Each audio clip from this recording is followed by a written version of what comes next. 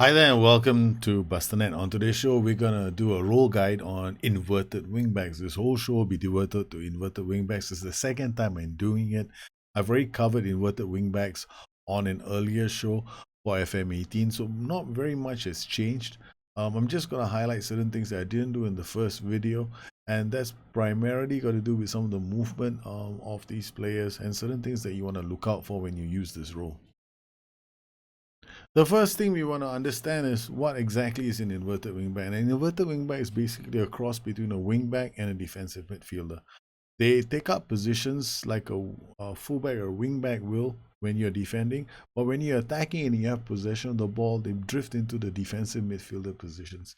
This means that this role has to be taken by a player that's got relatively good decision making. It's the most important attribute for this position. The second most important attribute for this position is definitely going to be work rate and acceleration, because unlike regular wingbacks who just bomb up and down the flanks, inverted wingbacks have to decide when to go inside, and they can also overlap. They can also drive into the box because of the relatively large areas of the pitch. I'm literally covering quite a big area of the pitch. These guys need very good work rate. So whenever you choose a player like this, you're going to be looking at acceleration. You're definitely going to be looking at stamina. You're going to be looking at decisions. Strong mental attributes are always going to be a game changer for these boys, including decisions. Now, the game doesn't highlight vision, but I want to mention that vision can also be good, because if he's going to be playing in that role, he sometimes plays as a quasi midfielder. I'm not suggesting that he's going to be like a midfielder, but what I'm going to suggest is that he can make passes that normally a midfielder would do. In the game itself, there are certain things that will happen in the game that will default the inverted wingback back to playing like a wingback if you don't follow these conditions. Firstly, you can't be playing with two defensive midfielders. If you play with two defensive midfielders, there's no place for him to be like a defensive midfielder, so he won't play as one. So he'll default to being a wingback. The second thing is if you don't have wingers, if you're not using wingers, they will default to playing as wingbacks as well. Here we're defending. When you're defending with the ball, your boys are going to be playing like orthodox wingbacks. So they get into the positions they're supposed to get in, and they will drop into those positions and behave like wingbacks.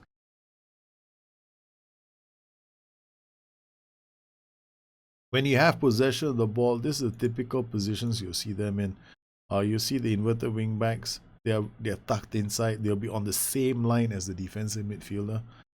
If you're, it's a very easy way of telling if your boys are not defaulting to wingbacks is if the ball is on the left hand side of the pitch. If this wingback isn't wider, it's smack on the money. This is definitely playing as an inverted wingback. So you can see the inverted wingbacks taking up a very central position, and they are helping consolidate play. But once they lose the ball, you can see the little shift backwards into their wingback positions. Once again, you can see the movement of the players. The team is attacking through the middle, and the two inverted wingbacks have moved into the center to help you consolidate play. One of the reasons why I like inverted wingbacks is because they operate literally in the half spaces. So if you've got an inverted wingback here, they'll help you control the half spaces instead of being wide in wider positions. So now the only way for them to take advantage of this is if they have players in the wider areas. And honestly speaking, sometimes you want to funnel them wide. You want to funnel the opposition wide so they become less of a threat than when they go through the middle. Here we've got inverted wingback. He's gone wide to pick up the ball, plays it to the central midfielder, then he moves inside. You can see the other inverted wingbacks in this position. They play the ball, he holds the ball back, helps recycle possession of the ball. It's a fairly interesting role in the game that helps you keep possession of the ball, but here they do not overlap because there's no overlap instruction, so they're sticking in these normal positions without bombing forward.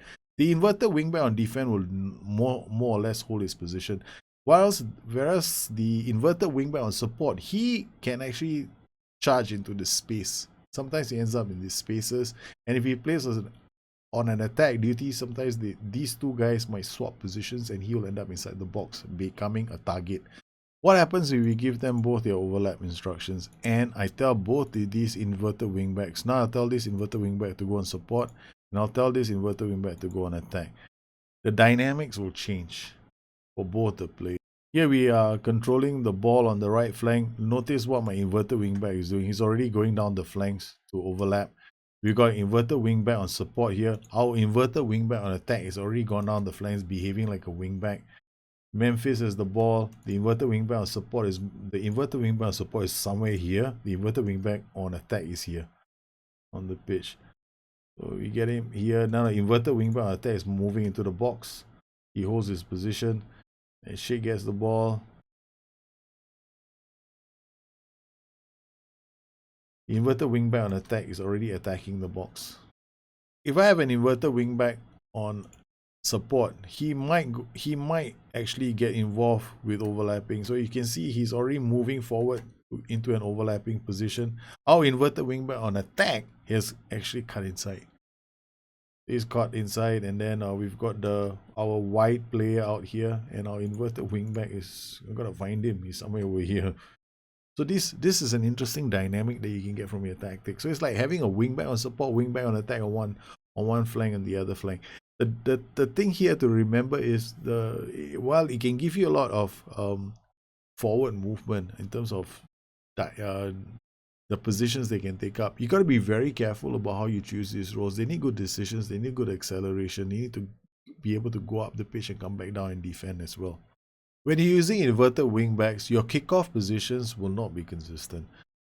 At the start of a game, it might look something like this. But then when you look at the start of another half, it will probably be something like this. This will tell you that you're using inverted wingbacks. Here our two central defenders are here, our inverted wingbacks are here. These are the normal positions they take up.